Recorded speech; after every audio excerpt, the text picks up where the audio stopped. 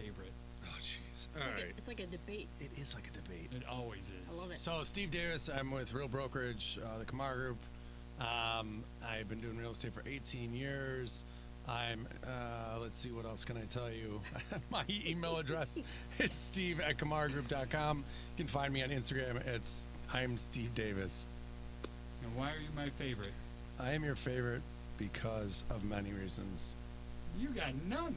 You Oh, got nothing. that was so I guess I got vague. none. Let Let's me see what help Amber you out says. a little bit. I'll give you a one, all right? Because you and I have the same mindset in how we treat clients.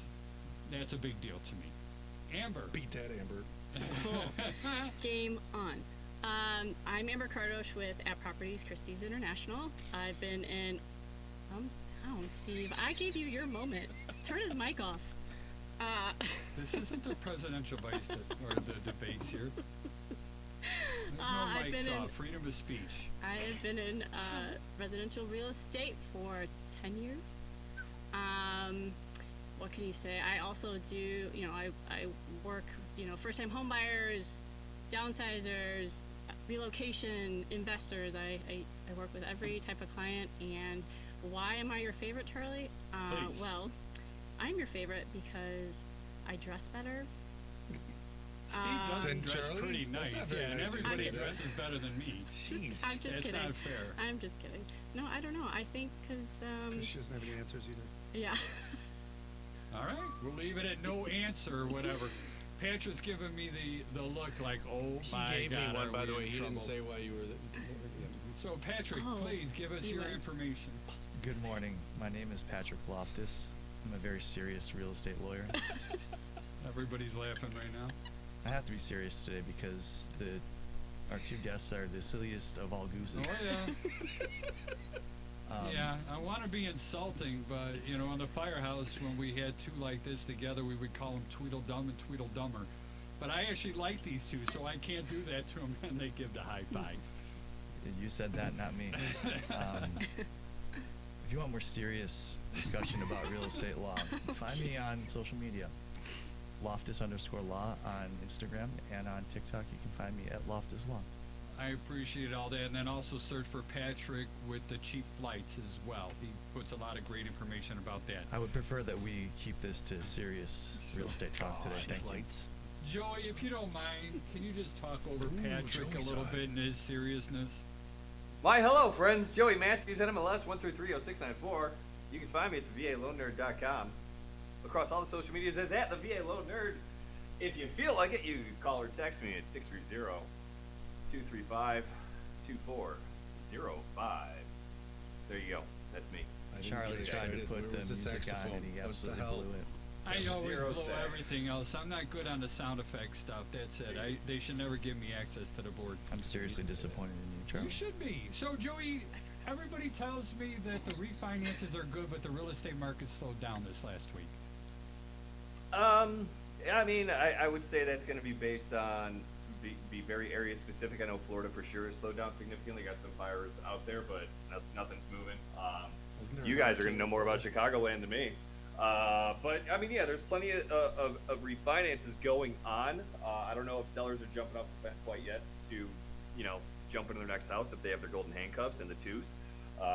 Again, that's for people that are smarter at real estate than I am. I'm just this idiot mortgage guy who's, knocking out some mortgages. But you're my favorite idiot. I just want you to know that. And it is also like we're going into the slow season, right? I mean, things slow down until the Super Bowl is over, usually, Joey, right? Joey, in all seriousness, I disagree with that. I don't think you're an I idiot. like that. I think you're a very smart man. Me too, Joey.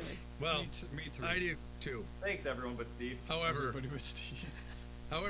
I would say that yes, things have slowed down a little bit, but at the same time, if you're a good agent and you reach out and you network and you bring value to other people, you can find opportunities, just like Amber and I do that all the time. So, being busy is one thing. If you're an average agent, sure, you might be slow.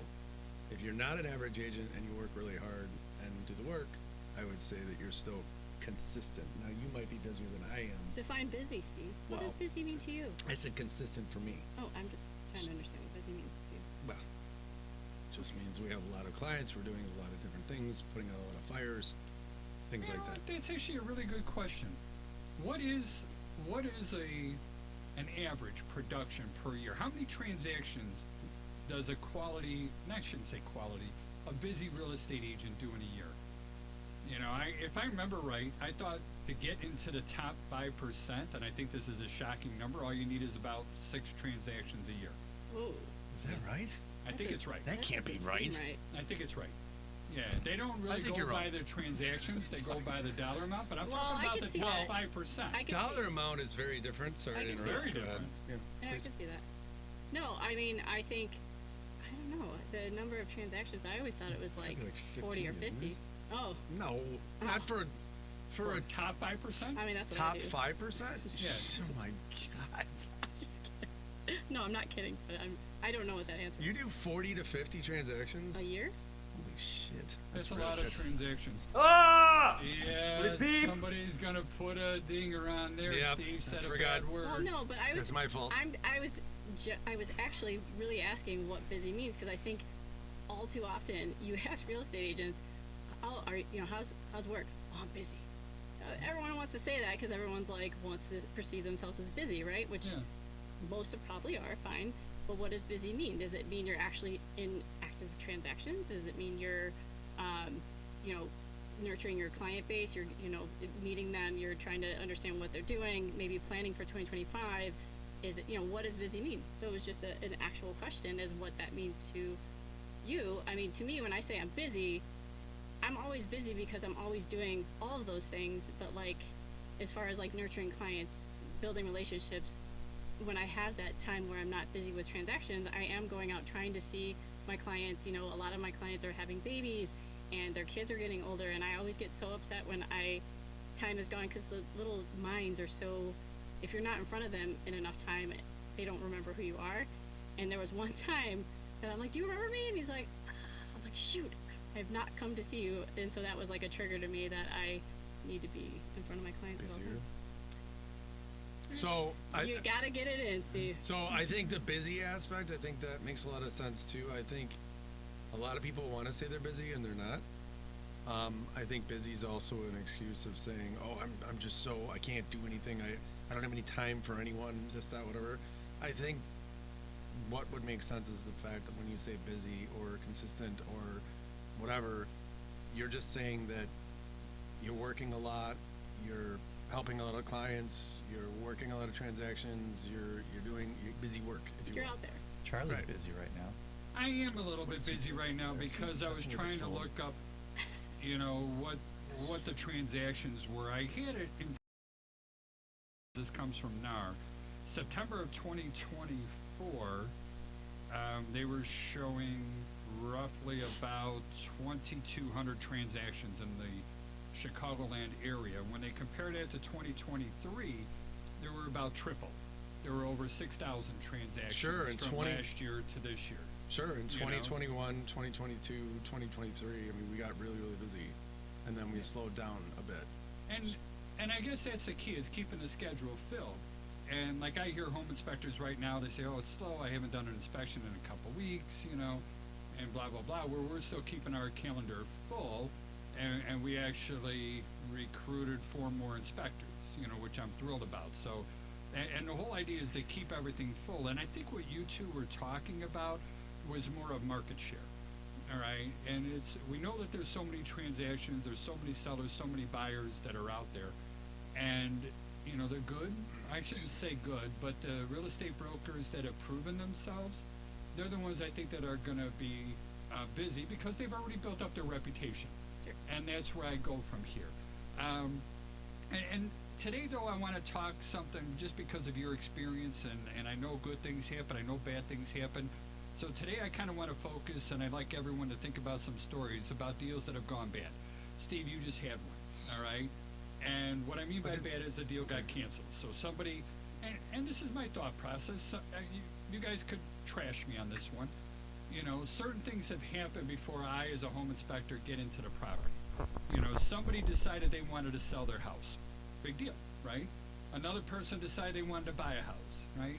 The 2 people got together, they agreed on a price, they agreed to buy and sell this house that comes in there.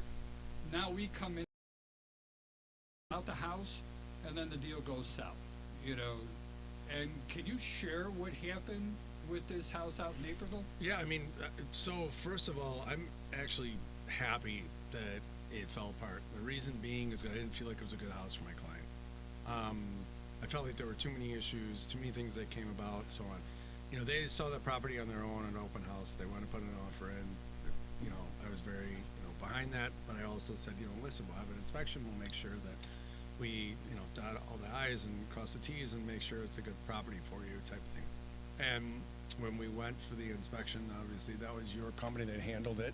They were very thorough, and that's why, going back to the busy aspect, I think people that are busy or consistent with business is because they're very good at what they do and people see the value in what they do. So that's why Amber, myself, Patrick, yourself, obviously stay very busy, just to reiterate that. But also the fact is that you're very thorough in regards to inspection.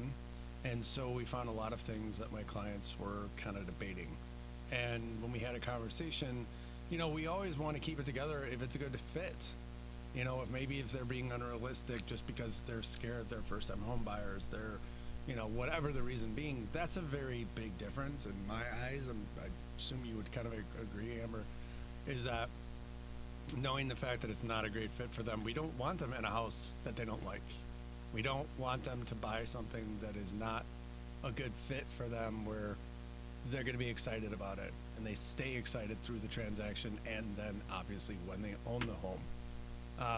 I know way too many realtors out there that kind of just do it because they get a paycheck and they help a client and it's a one and done deal type thing. I'm not about that. I'm all about relationships. So for me, it's really crucial that happens. Now, as far as the deal going bad, it went south because it wasn't a good fit. So I think it's a little bit different on this end versus one that goes, that falls apart just because of, something else. Amber, help them out a little bit. How do you feel? How do you keep people coming back to you? All right, 40 transactions, no small feat. All right, in a year. Impressive. I That is think, impressive. regarding inspections, kind of playing off of what Steve said, a good fit can mean different things. I've had clients, first-time homebuyers, ours in particular, they don't want to walk into a bunch of projects, especially if it includes mold or water or something disconnected or anything like that. So understanding their expectations, and with the inventory or lack thereof in recent months, or even now going into not months but maybe years, like it's one of those things. Okay, I love the house, I love everything about it, but these 5 things, which are big projects that they have to overcome, it's understanding, do you have the resources to fix it? And having that conversation, and we talked about this earlier, setting the expectations on inspections, right? So having that client conversation, say, look, inspections happen, you're going to find stuff. If we do it as is, because it helps the seller feel like you're not going to just ask for things to ask for things. However, keep that in mind. If we do as is, you have to keep that in mind, because people are like, yeah. And then, the inspection comes and we have all of these things and they're freaking out. They're like, oh my God. I go, yeah, but if you look at it, half of these things are just caulk, or there's a minor crack, or the paint chipping, or that kind of stuff. Whereas there's certain things, and you can correct me if I'm wrong, but there's things that are not big deals that are deemed safety issues per code, but some of these things are things that have been like this over the years, and codes change, and older homes have those, and it's not necessarily a bad thing, it's just a knowledge thing. Like, hey, this is not code, it's deemed a safety issue. However, 90% of homes have this, and just, again, educating them to the degree you can, because I'm not the inspector, but then they walk in having a better sense of what that means. And so then, case by case, depending on what comes up, deems it if it's a right fit or not. No, I get all that, and I don't really want to focus so much on the inspection portion, but just out of curiosity, is that where the most deals go bad? Is during the home inspection, or is it, with the legal reviews and stuff like that? Where do most deals go bad? I would say attorney review for sure. Would you agree with that? I think inspection is a big one, but I also think condo docs. We could be almost through attorney review, and a lot of times we don't get condo docs till after the fact, but specials or things that weren't, correct me, Patrick, if you think differently, but I feel like we get to the point where we're going, okay, we're almost out of attorney review, and wait, what's this special that was talked about in month 2 of last year that's going to be levied, da da da. So I feel like uncovering financial things that weren't privy to us from the listing agent is also something that tends to make deals go south. Yeah, the inspection is the number one thing that will cause a deal to not proceed. If you, as a buyer, look at the results of the inspection and you see things that just won't be in your budget in the short term, and they're things that need to be fixed in the short term, probably isn't a house for you. And I would agree that condo stuff is more and more becoming really problematic. There's a lot of deferred maintenance, and Joey, you might be able to chime in on this. I know I sent you last week something that I needed some clarification on, and you were, as always, you were able to give me clarification, in moments, which I always appreciate.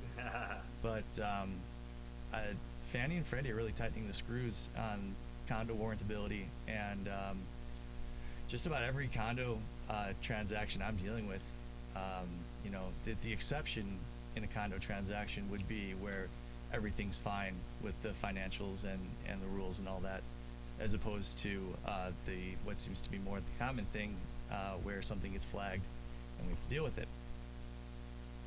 What about you, Joey? Where's your Correct. big deal killer things that happen? I mean, Big just deal by the killer way, things that happen?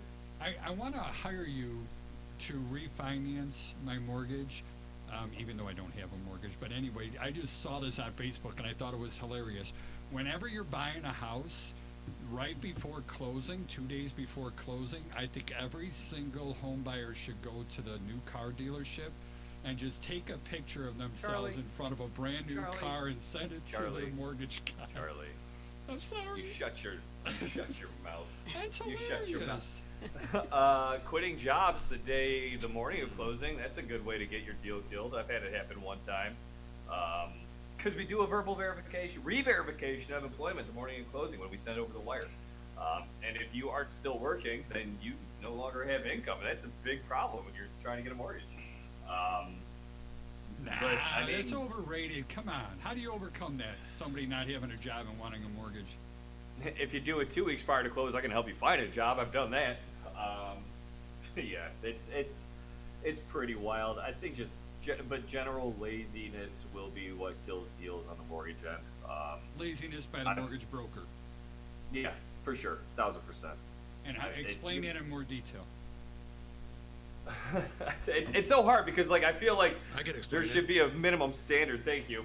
Steve, go ahead. Do it. Sure, I can explain it. Basically, the fact is they're just like realtors, just like attorneys, just like any other profession that is supposed to be customer service oriented and good at what they do, following up, making sure they're, sending emails out, responding quickly, in a acceptable time. My time's a little bit different than most, but the fact is the lazy aspect, I believe, Joey, correct me if I'm wrong, Amber, please jump in, but is the fact of either you are doing your job where you're keeping everyone in play, letting them know what's going on, making sure they understand where they're at in their transaction, where the milestones we're trying to reach or overcome to get to the next milestone, to the closing table, if you will, is that people slow down. They don't do their job, and then someone else has to do their job for them to make sure that the transaction keeps moving forward. I've had to do that multiple times. I don't work with those lenders anymore, or those prospective vendors, because of these issues. So I guess that's what I would say by lazy, correct? I think it's more to it. I'm jumping in on you, Joey. When I was in the fire department, our old fire chief, Jay Reardon, he put together a whole bunch of things that we had to memorize about business and things like that. And one of the things he put on there is consistently exceeding customers' expectations. And I don't know why I was insulted by that as a fireman. I'm like, when somebody needs me, they're having a heart attack, their house is on fire, they're going through some serious trauma. Why do I have to exceed their expectations? All I have to do is fix their problems. And, I kind of bucked the system a lot. And then after I left and I started realizing what happens in the service business, as we're all talking here, I realized the intense importance of that. Setting those expectations, letting people know what's going to happen, and doing it, and not only just doing it, but exceeding those expectations.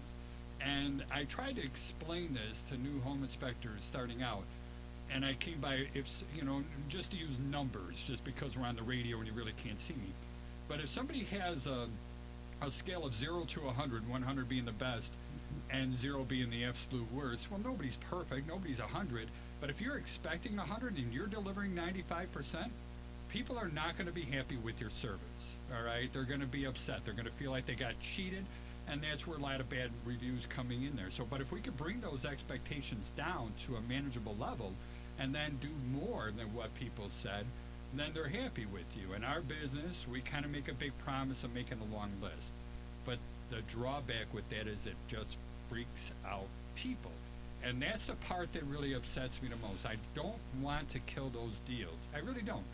All right? I'm not going to lie. I'm not going to sugarcoat. We're not going to do anything else. And I really do believe in the freedom of choice. All right? It's always going to be the client's choice. And that's what I'm hearing in Naperville right away. They took a closer look at the walls. They weren't as client.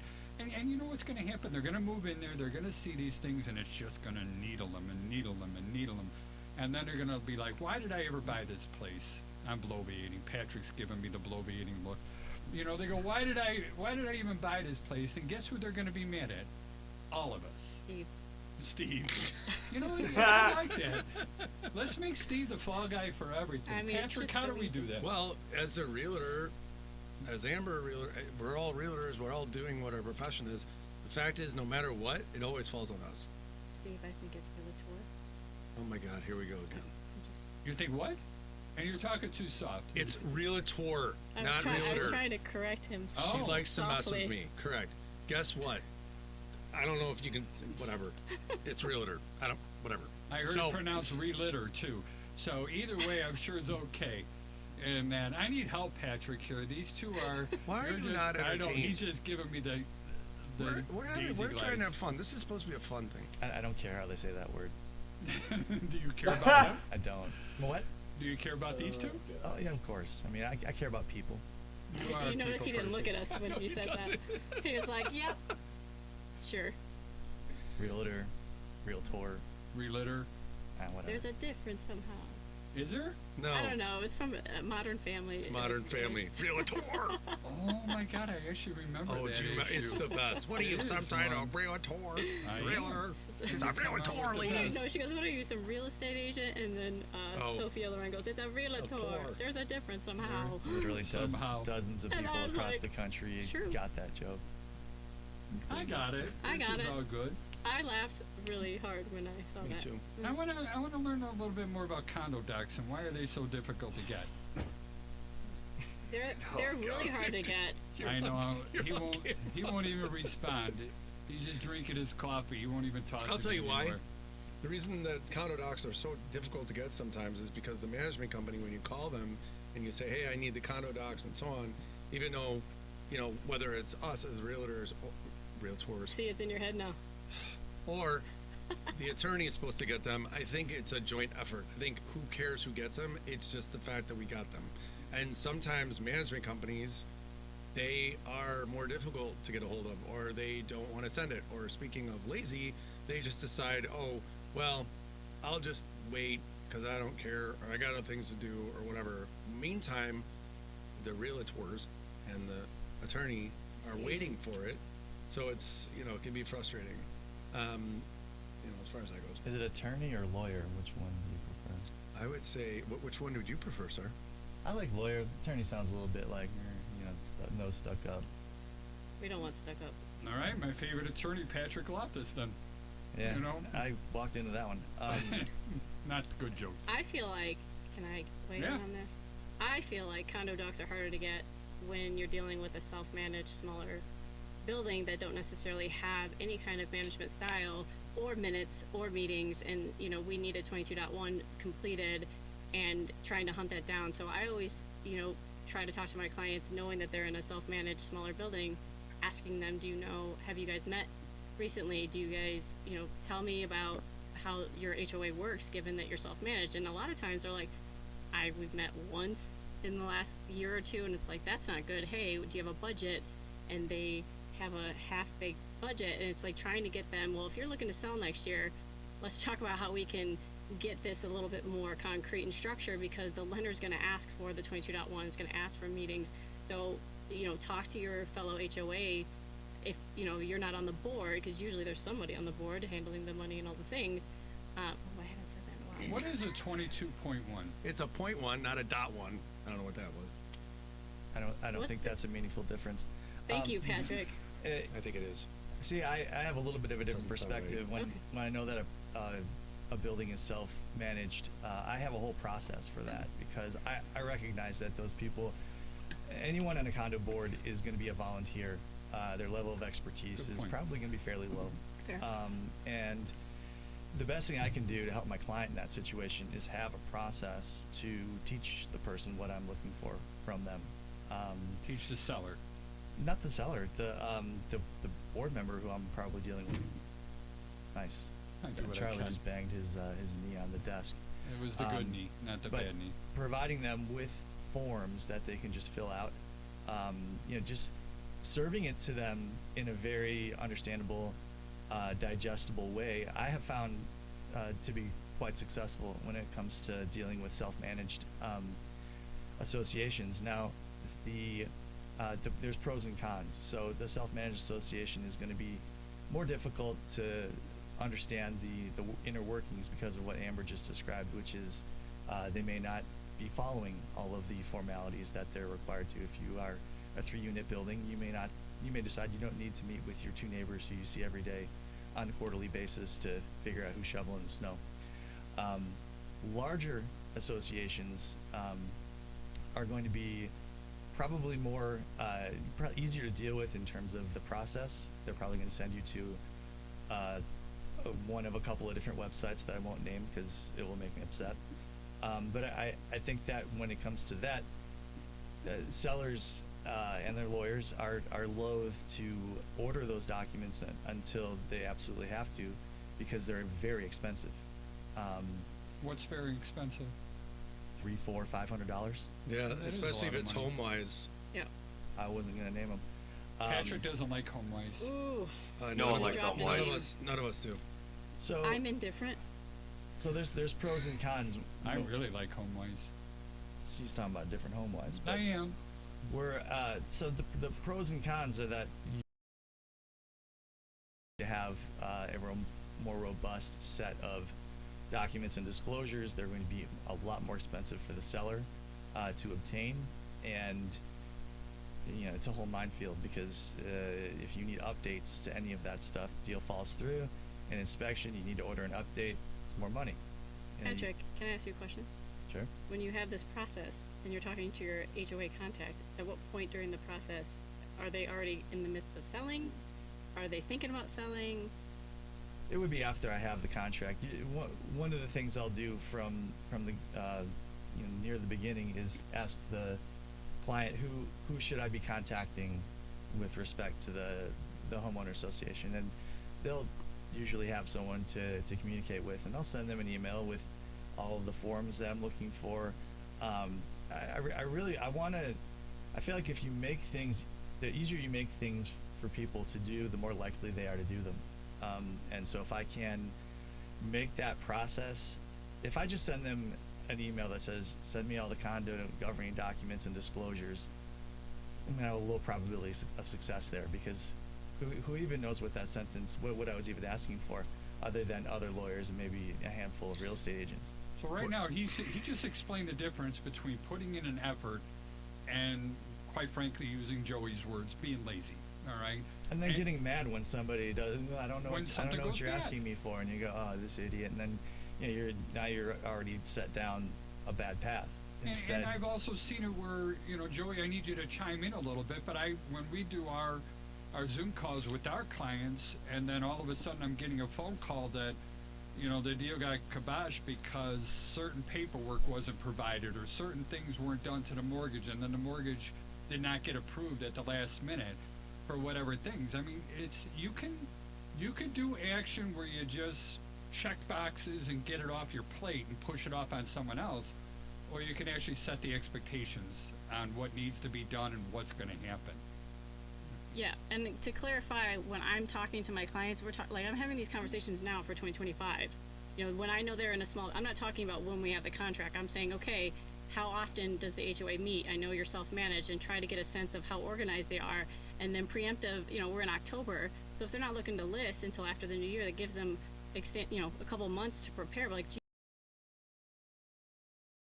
talk to my lender to get a sense on what they need from a buyer's perspective from your HOA. Happy to connect, and some actually are like, yeah, please do.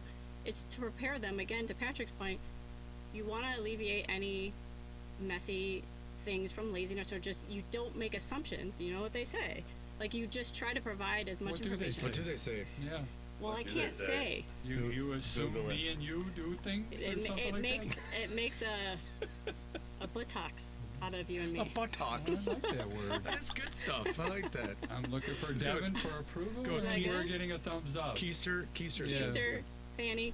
You got All a right. thumbs up on All right. buttocks. So, but yeah, like I mean, that. it's just, again, it's things that they don't even think of. They're just thinking of selling the house and what's next. And going back to our original question, what makes deals fall apart?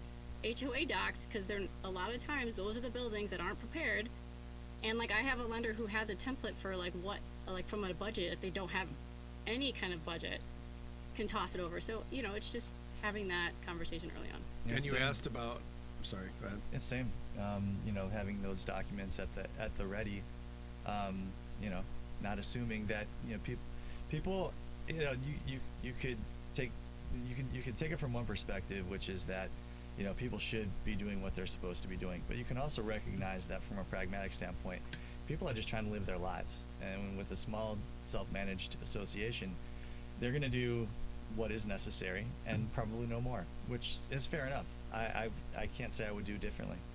Well, to go back to what Amber was saying, and what you asked about how people are different, Charlie, or how you can tell one good realtor versus another, Yeah.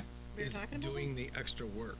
There it is. Is finding out, hey, how do I make this easier on the lawyer? How do I make this easier with the transaction itself? Having that conversation when you start working with someone, or you're going to be working with them in the next year or 6 months or 3 or the year, whatever it is.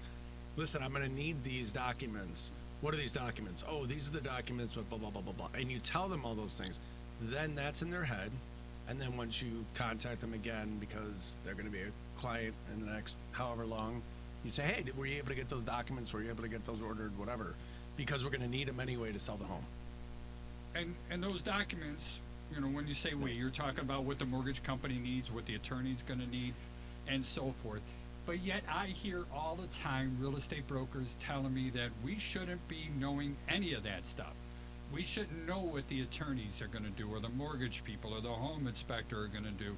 We need to stay in our lane, let them do their job, and we do our job.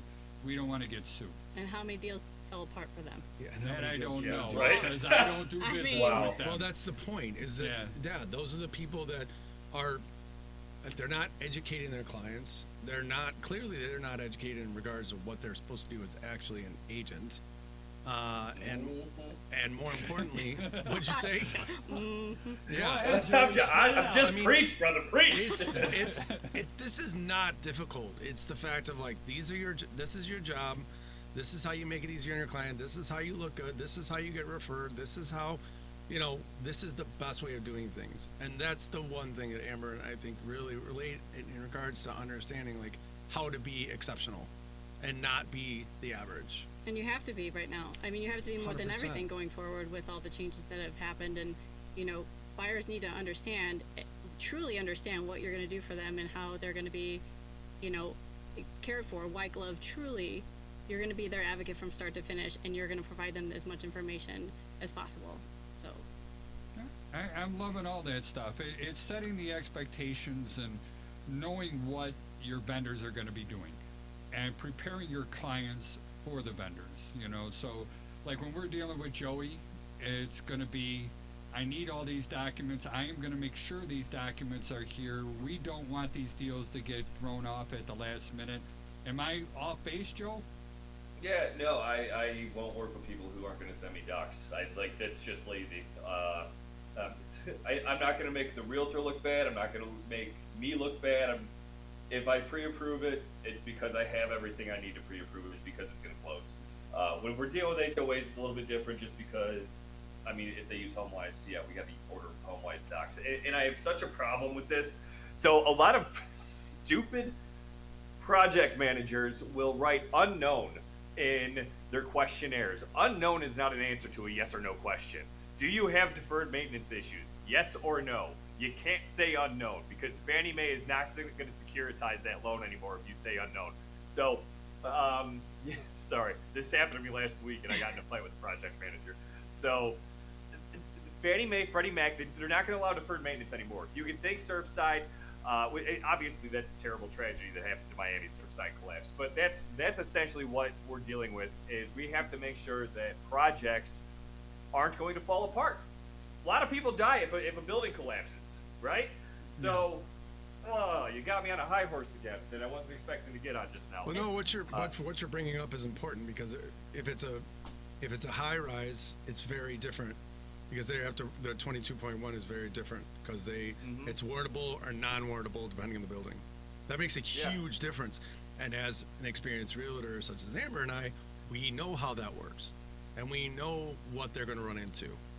So, to your point, Joey, the whole storm that took place here, FEMA has a letter out. Now all the loans that got appraisal waivers were now being asked to take pictures of the building, making sure everything's sound. Did the storm affect the market in the neighborhood, which was something that I haven't experienced in recent years. So it was interesting because I had a few deals that had to go through that. So we had to go out, take pictures, and evaluate everything. So that was an interesting. But it just shows, to your point, that Fannie and Freddie are, really. They're not playing. No. They don't play.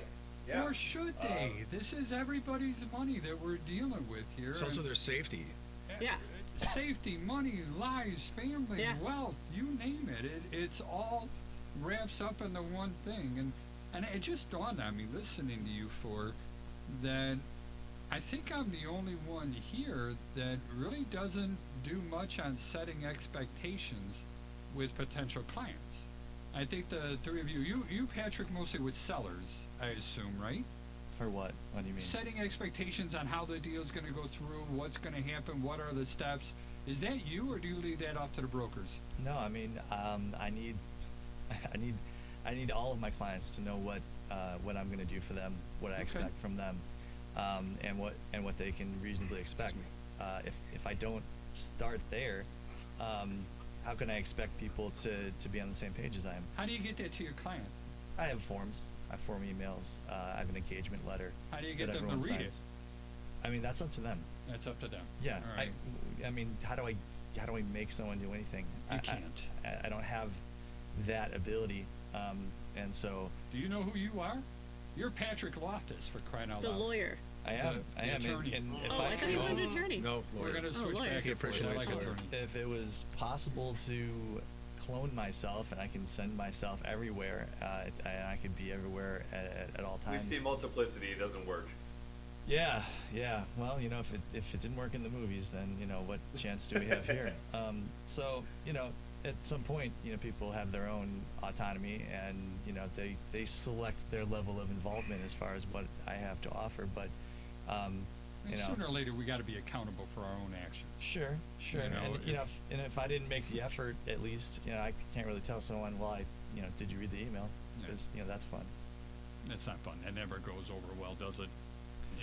How much when do we you become annoying, though? Like if you're asking for those documents, is it the 2nd, 3rd, 5th, 10th? So I safety valve everything because of the fact that I feel like some clients are going to be really appreciative of holding their hand the entire time. Yeah. And some clients are like, I got this, we're good type thing. But every single Tuesday, I always reach out to my current clients and say, hey, here's where we're at, what kind of questions you have, this, that, whatever. And then normally either Monday or Tuesday, I'll talk with the attorney as well, lawyer, to make sure that we're on the same page and if there's any issues or whatnot too. So I think it's preemption as well. It's something that I hear a lot of people from your office say. It seems like every week or every weekday, maybe weekend too, do they have certain tasks that they have to do? You know, like I hear some of the agents from Qamar Group tell me that Wednesday is my farm day, I think it's called, you know, where I have to work my farm and make my calls and let everyone know I'm still alive. I think different agents. So with the Qamar Group, there's different agents at different levels, as far as how advanced or the experience they have or the business they have acquired. Yeah. And then you have ones that really focus on doing that. So on Wednesdays, they do a series of calls where they all go in, they compete against each other, and it's a very big camaraderie. That's a big thing about our team. So they do things that it's the day that they call from, 8:30 or 7:45 to 12 o'clock, and they're constantly calling people and really trying to bring value and seeing what they can do to help. But as far as the agent's concerned, as far as theme days is what you're speaking of, Yeah. there is. So I'm very different than perhaps the ones you'd mentioned, but that's also because I've went through coaching and teaching and things like that. So I know that theme days are extremely important. So that's why Tuesday is a touch base Tuesday aspect, which I learned from a lender, or Monday is my VIPs, Wednesdays is my is my clients on the fence or soon to be clients, or people that mentioned they want to buy, so hot leads, if you will. Thursdays is going to be my past clients, so clients that have already bought, clients that have already rented, clients, things like that. And then Friday is obviously new business. So my theme days are very different. I don't know how yours are. Do you have anything in particular that you? I don't have theme days. Okay, but do you focus on certain things, certain days? Yeah, I mean certain days, but yeah, I mean the reality is I'm also a mom. I'm also other things, so I'm not going to be like, I do this every day, every time, every moment. Like, it's just not realistic to me in my life. Life doesn't let that happen. Sure, and I do just absolutely. fine. So teach their own. Yeah, of course. It's it explains a lot. I mean, I always get aggravated every time I call you on a Monday and I go to voicemail, but I guess I'm not a VIP.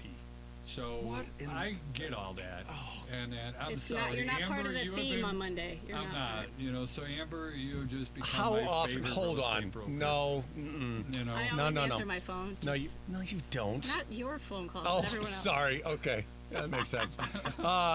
Charlie, when do you call me on Monday? Now he's upset. I did trigger him. You triggered him. Oh, I'm That's just all good. curious. That was my intent. Give to me trigger one day him. you called me on a Nice Monday. work. This last Monday. You did not call me on Monday. I didn't My get a phone story, call and I'm from sticking to it. Oh, so All it's right. not true. It's fully true. Hey, you know If what, I say Charlie? it's true, it's true. Going back to our Oh. what kills deals, we haven't talked about the silent deal killer, Who's the silent deal killer? did we? That's- Agents. Mm-hmm. Oh, now I'm curious. Give it to me. Oh yeah, please. I think, you know,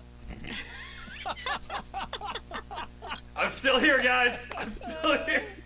I also do core stuff, Steven. All right. I know you do, sir. God, I love the sound effects, Joey. No, I think our job is to obviously keep the deal together if it makes sense, but also the list side and the buy side agents, we're trying to do the same thing. We're trying to advocate for our clients. And at some point, there's inspection, especially with as-is deals. I found this recently. I had an experience a couple months ago. The agent was super nice, great. He was like, oh, it's great working with you, blah, blah, blah. And we were taking it as is, and then we went through the house. There were dead mice. There was arachnophobia all up in the attic.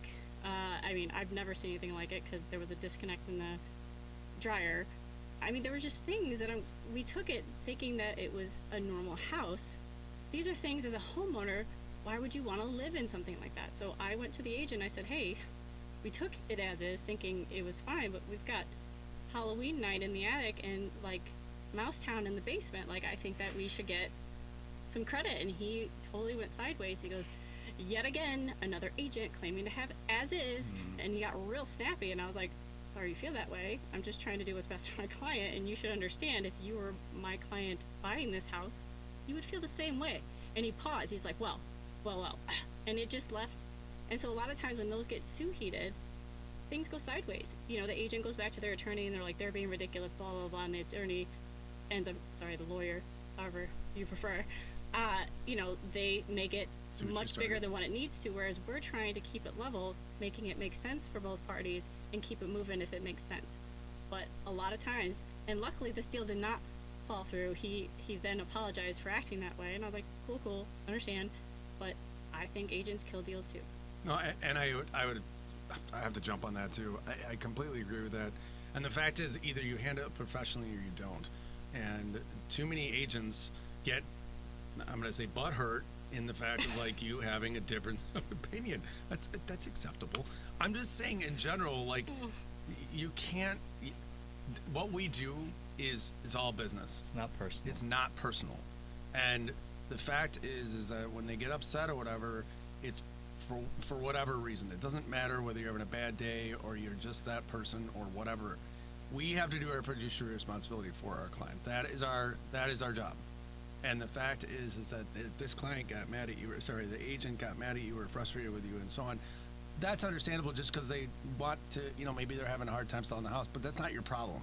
Your only concern, my only concern, is our client.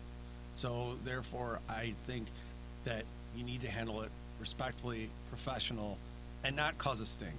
I just don't think there's any excuse to respond that way, regardless of what kind of day you had. I agree if with that. you didn't have your coffee in the morning, I just think you have to stay professional, because these are the colleagues that you're going to come back around and work with Right. again. Well, if you're any good at what you do, you're going to do a lot of business, which you and I do. So therefore, it's one of those things where you need to be respectful. And when people aren't respectful to you, the next time that your client's going to go after that property, or they come in and give you a deal, you're going to present it just like you always would.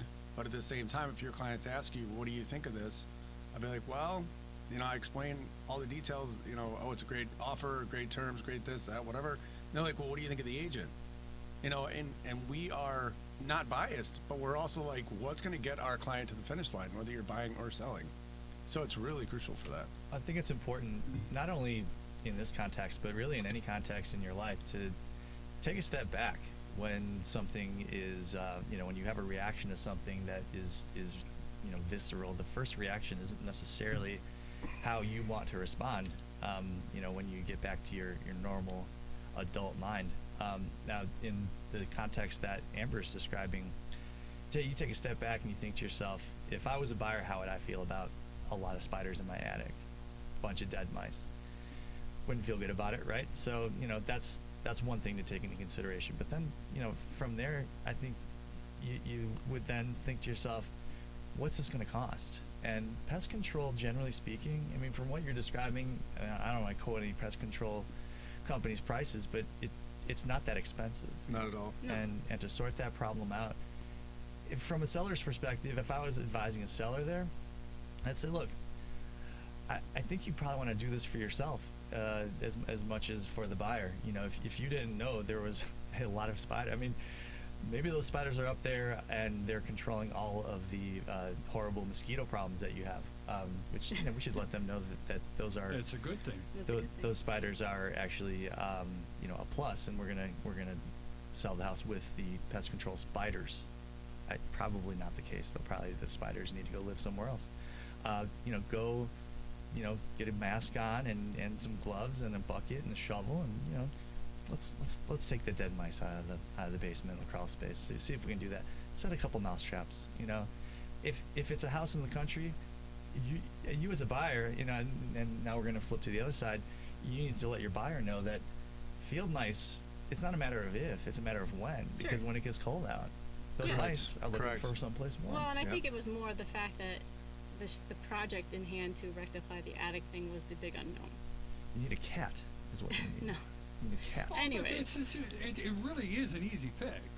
I mean, from what I understand, you send a dryer up into the attic. You're going to throw, I don't know how many gallons, a ridiculously large amount of gallons of water into that attic because you're putting all the wet clothes and it's blowing all that humidity up in the air. If you start seeing a bunch of cobwebs and spider webs in an area, there's humidity there. They want a cold, humid place to live, all right?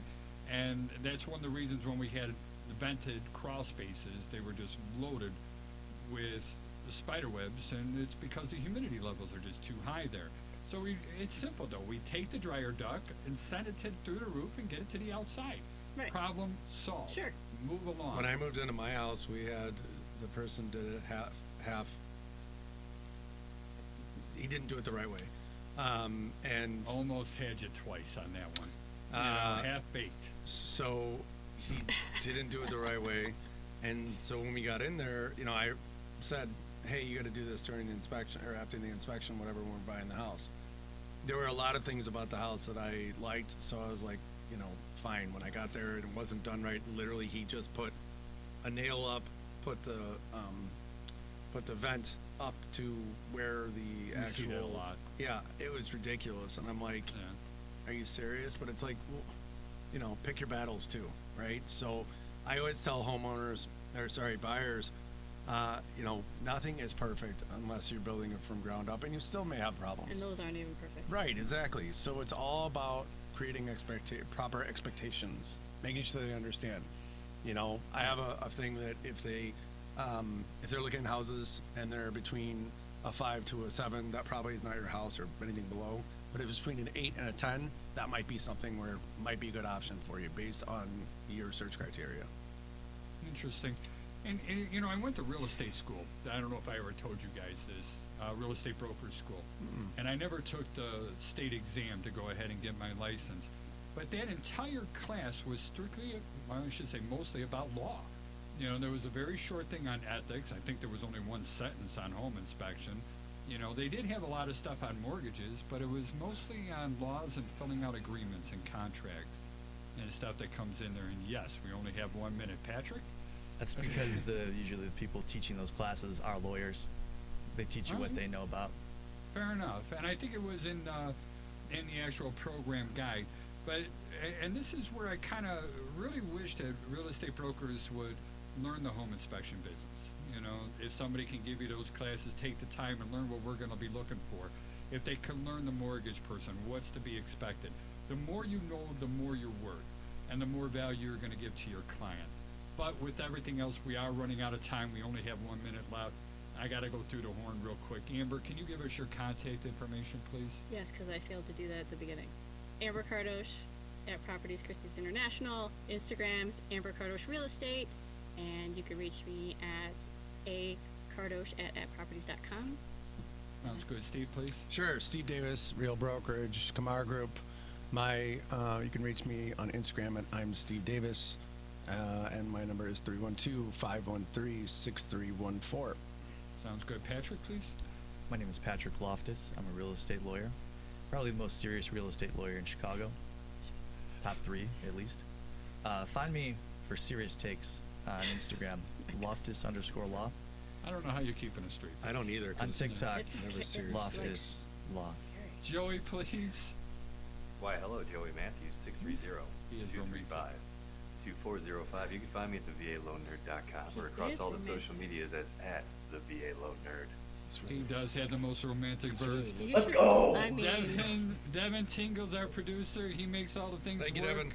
And for that, I say thank you. My name is Charlie. Thank you for listening.